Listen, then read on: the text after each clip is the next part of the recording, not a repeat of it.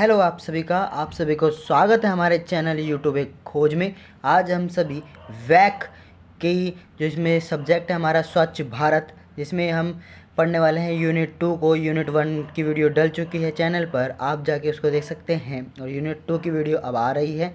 इसमें जो हम पढ़ने वाले हैं वो है स्वच्छ भारत ग्रामीण और शहरी पहलू। इसमें हम गाँव के बारे में और शहर के बारे में पढ़ेंगे कि स्वच्छ भारत जब इसका मिशन जब लाया गया भारत में, तो उस समय ग्रामीण और शहरी अवस्थाएं क्या थी, स्थिति क्या थी, और फिर इसके आने के बाद में क्या स्थिति में बदलाव आया, क्या ऐसे सुधार हुए जो कि इस व्यवस्था को सार्थक बनाते हैं या इसकी उद्देश्य को इसकी उम्मीदों तक पहुंचाते हैं, वो क्या क्या थे, यही हम इसमें समझने वाले हैं। इसमें ये समझेंगे कि आखिरकार ये व्यवस्था आई कब थी, इसे लाया कौन था। इस तरह से हम थोड़ा इसको भी थोड़ा ओवरव्यू ले लेंगे।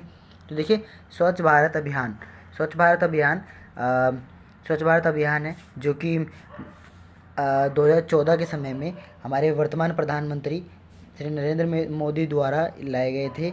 ये सरकार में, भारत सरकार की ये पॉलिसी जिसमें लाए गए थे कि भाई स्वच्छ भारत मिशन के तहत इसमें ग्रामीण योजनाओं को लेकर, और इसमें जो मूल था वो महात्मा गांधी जी को ले लिया गया था कि महात्मा गांधी जी क्योंकि स्वच्छ भारत के पक्षधर थे, उन्होंने ही इसको लाया। तो उन्होंने कहा था कि एक कदम स्वच्छता की ओर में उन्होंने सबसे पहले नाम लिया था, तो उन्हीं को ही इन्होंने केंद्र में रखकर ये भावना लाए थे। तो ये था पहले कि ये योजना कौन लेकर आए थे, तो नरेंद्र मोदी जी लेकर आए थे, पर केंद्र में रख के किसको लाए थे, ये महात्मा गांधी जी को। ठीक है, आगे देखिए जो स्वच्छ भारत की बात करूं तो स्वच्छ भारत के बारे में थोड़ा सा ग्राफ दे रखा है, थोड़ा ग्राफ समझ लेते हैं, फिर हम इसके इंट्रोडक्शन पे इन पे भी आएंगे। तो देखिए 2014 में इसकी स्थिति क्या थी कि भाई जिसमें टॉयलेट वगैरह हो गए और बाथरूम वगैरह हो गए, या फिर हम ये स्वच्छता को लेकर क्या पखवाड़े चले थे, उस पखवाड़े को लेकर कि भाई 2014 में जो आंकड़े थे उसके हिसाब से ये ज़ीरो पे थे। भाई टॉयलेट वगैरह बनाना गाँव में, शहरों में थोड़ा कम था, परंतु धीरे धीरे धीरे बढ़ते बढ़ते ये 2022 तक में बिल्कुल इसके पीक पे आ गया कि भाई 2022 में इस अवस्था पे चल गया था कि सभी घर में, अधिकतर संख्याओं में, गांव हो या शहर हो, सभी में ये क्या हो गया था कि सबके घर में टॉयलेट वगैरह बन गए थे। टॉयलेट मूवी भी इसी आधार पे है कि भाई जहाँ पे टॉयलेट बनाया जाए, स्वच्छता को अपनाया जाए, यही इसके आधार पे इसमें बताया गया है। देखिए ये ग्राफ 2014 से 2022 तक के स्वच्छ भारत अभियान के अंतर्गत बनाए गए शौचालयों लाखों में को दर्शाता है। जैसे योजना आगे बढ़ी, हर वर्ष शौचालयों के निर्माण में लगातार वृद्धि हुई, जिससे स्पष्ट होता है कि इस योजना में ग्रामीण और शहरी स्वच्छता क्षेत्र में प्रभावी योगदान दिया। ठीक है, तो इसमें ये बात हुई। फिर आगे देखिए स्वच्छ भारत जब अभियान आया ना, तो इसको आने के समय क्या था कि बहुत से स्लोगन चले थे। वो स्लोगन बहुत ज़रूरी हैं, थोड़ा समझ लेते हैं। पहला था कि एक कदम स्वच्छता की ओर। ये स्लोगन अभियान का मुख्य संदेश था, नागरिकों को व्यक्तिगत भागीदारी के अपील करता था। ठीक है, दूसरा था स्वच्छ भारत स्वस्थ भारत, ये था। दूसरा देखिए गंदगी भारत छोड़ो, ये ना क्या था, महात्मा गांधी के भारत छोड़ो, महात्मा गांधी कहते थे भारत छोड़ो आंदोलन, जब उन्होंने बोला ना अंग्रेज़ों के लिए था, उसी के बीच में केंद्र में रख के बात की गई थी। सफाई नहीं तो तरक्की नहीं, पहले शौचालय फिर देवालय, पहले सोच करो फिर मंदिर जाओ, ये ना स्वच्छता ही सेवा है।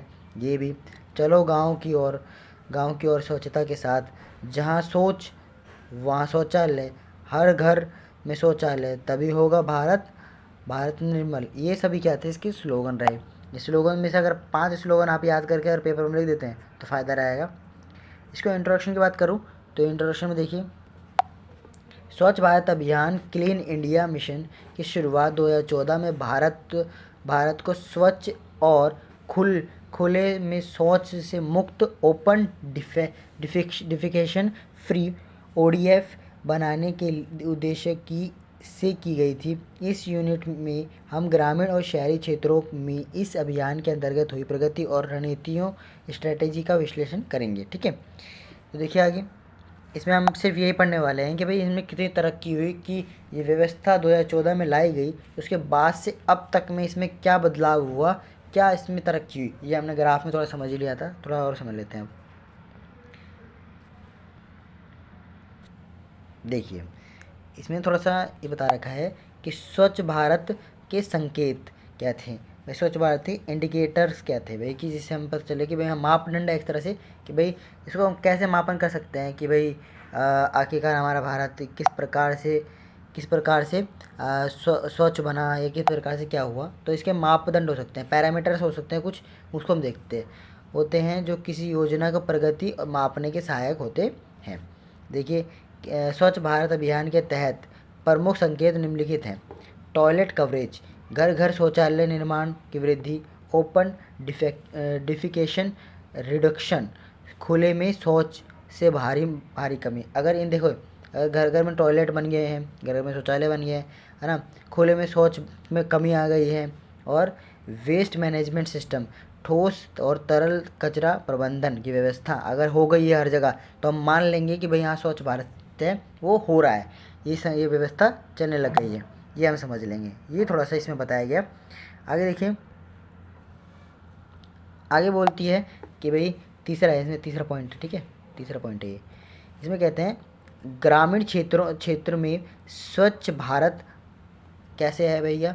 ये देखिए पहला पॉइंट, शौचालय कवरेज में वृद्धि, सैनिटेशन कवरेज 2014 में केवल क्या था, 42.6% ग्रामीण घरों में शौचालय थे, ठीक है। उसके बाद 2022 में कितने हो गए, 2022 में 74% हो चुके थे। ये हो गया सरकारी डाटा है पूरा, कि भाई 42% पहले 2014 में थे, उसके बाद में 2074 में आते आते ये बढ़ गया, ठीक है। आगे देखिए कहना है कि 11 करोड़ से अधिक इंडिविजुअल हाउस होल्ड टॉयलेट का निर्माण हुआ है, मतलब घरों में टॉयलेट बने हैं। बिहेवियर चेंज कैंपेनिंग चलाए गए थे, जिससे लोगों को शौचालय प्रयोग के लिए प्रेरित किया गया था, ठीक है।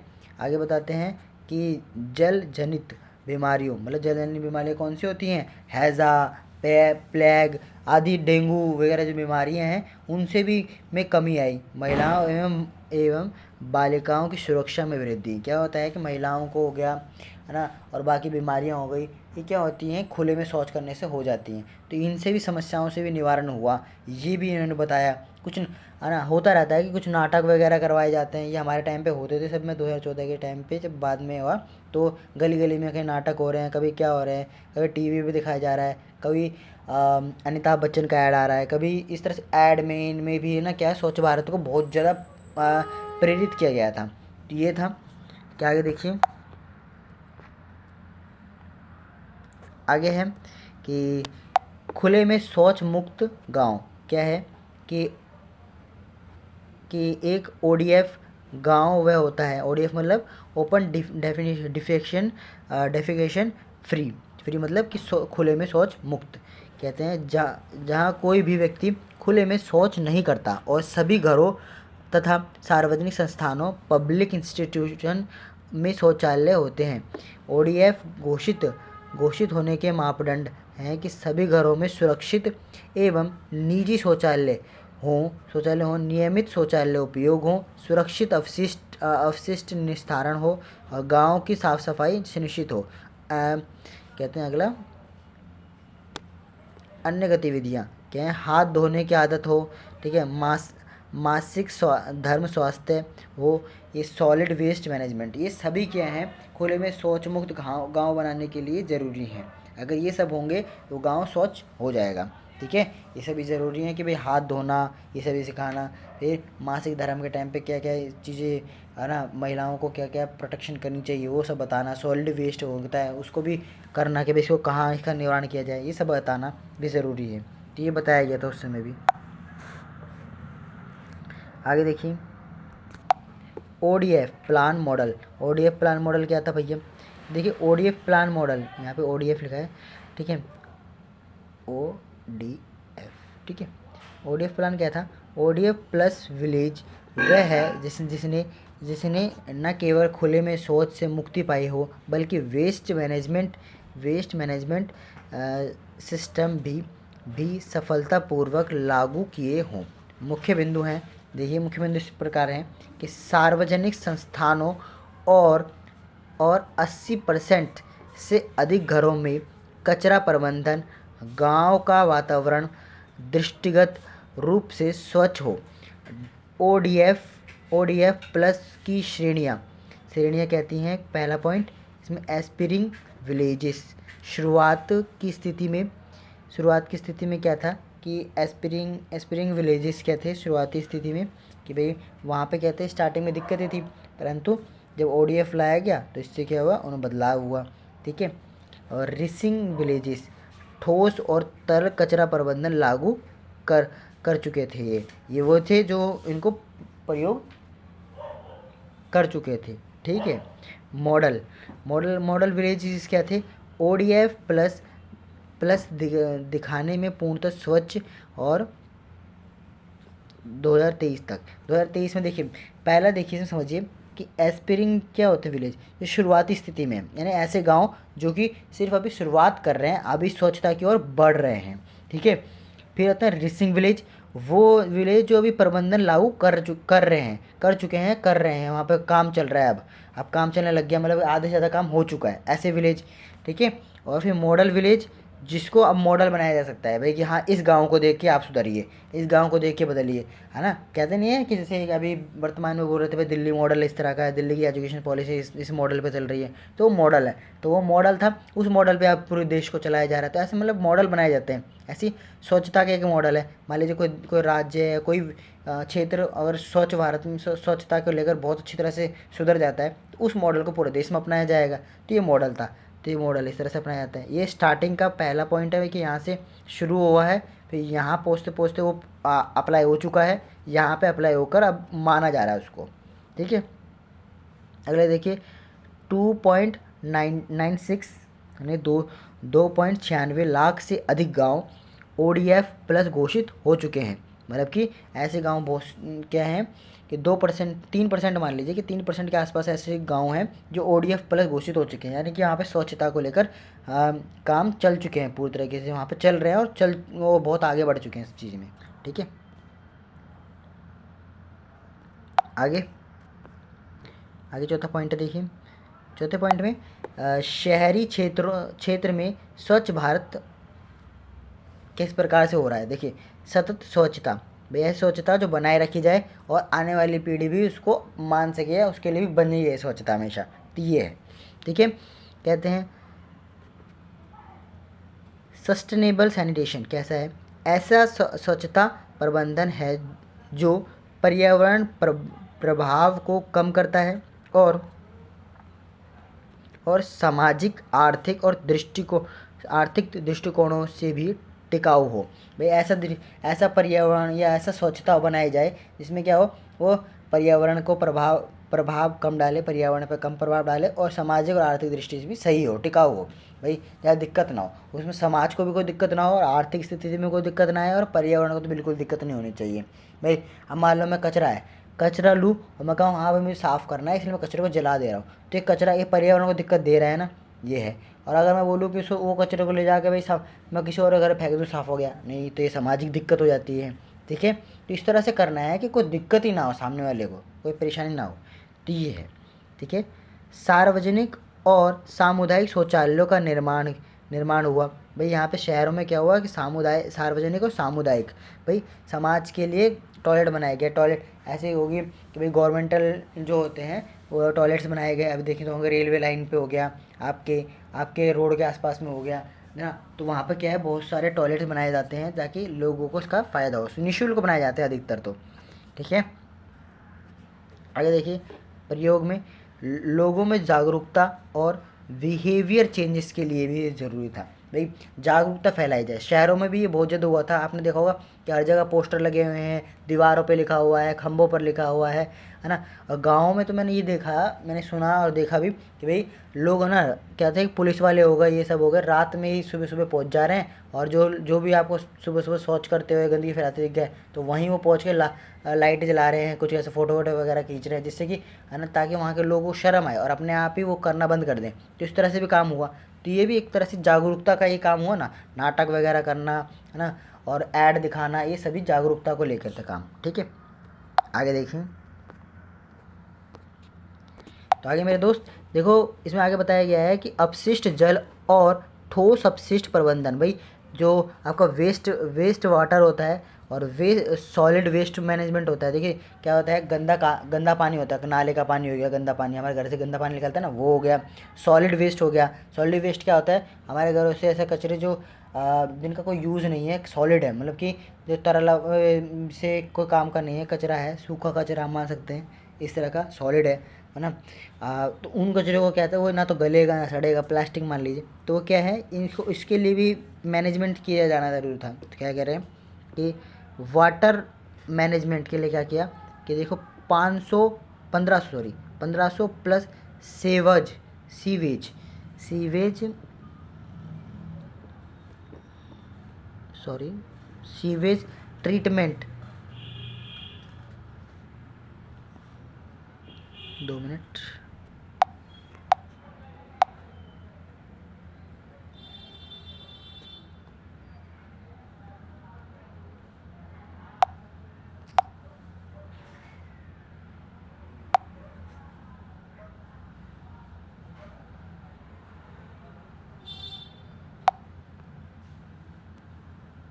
हाँ, तो देखिए इसमें बात की गई है कि 1500 प्लस सीवेज ट्रीटमेंट प्लांट्स लगाए गए। तो देखिए इसमें का निर्माण हुआ, और इसमें आगे बात की गई है कि पुरानी एसटीपी इसको अपग्रेड किया गया, इंटरस्पेक्टर सीवर क्या सीवर लाइन से जल संग्रह और उपचार किया गया था। ठीक है, सॉलिड वेस्ट के लिए किया गया भाई, मैनेजमेंट के लिए।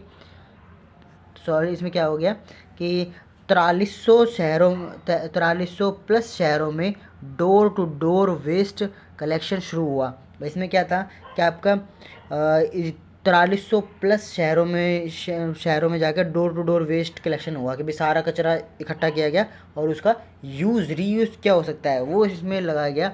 आगे कि 700 प्लस वेस्ट ट्रीटमेंट प्लांट्स लगाए गए और सोर्स पर काम किया गया था। तो देखिए इसमें वेस्ट के ऊपर क्या किया गया कि सेग्रीगेशन की इनके ऊपर बढ़ावा दिया गया कि भाई इनको कैसे रीयूज़ किया, जैसे कि उस टाइम वेस्ट टू एनर्जी और प्लांट्स ऑफ द्वारा अपशिष्ट से ऊर्जा उत्पादन के बारे में भी इन पर बात हुई। ठीक है, शायद से कुछ चीज़ों में हमें क्या होगा, कोई दिक्कत होगी, शब्दों में कोई आगे पीछे हैं, तो आप देख लीजिए सही से कि कहाँ कहाँ पे क्या है। ठीक है, आगे देखिए,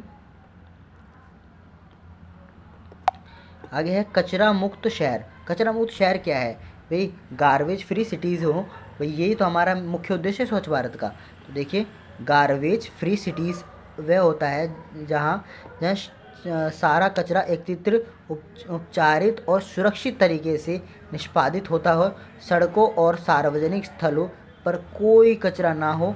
उदाहरणतः कम्युनिटी कंपोस्ट बीन्स द्वारा जैविक अपशिष्ट का खाद में बदलना और साइकिलिंग और पुनः उपयोग को बढ़ावा देना।